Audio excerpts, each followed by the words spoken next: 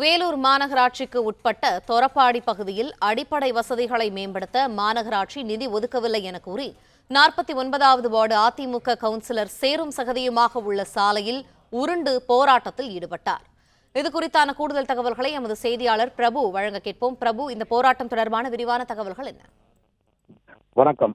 வேலூர் தொரப்பாடி பகுதியில் உள்ள 49வது வார்டு மாமன்ற உறுப்பினர் லோகநாதன். இவர் தற்பொழுது அதிமுக கவுன்சிலராக உள்ளார்.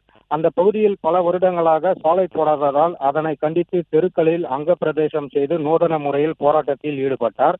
தொரப்பாடி பிள்ளையார் கோயில் தெரு, கே நகர், ஜீவா நகர், கோயில் மானியம் ஆகிய தெருக்கள் இவருடைய வார்டில் வருகிறது. அதிமுக கவுன்சிலர் என்பதால் தன்னுடைய வார்டுக்கு எந்தவித பணிகளும் செய்யவில்லை என இவர் வேலூர் மாநகராட்சி மீது குற்றம் சாட்டுகிறார். மேலும் அப்பகுதியில் உள்ள தெருக்களில் சாலைகள் போடாததால் மழைநீர் தேங்கி சேரும் சகதியும் உள்ளதால் பொதுமக்கள் கடும் அவதி அடைந்து வருகின்றனர்.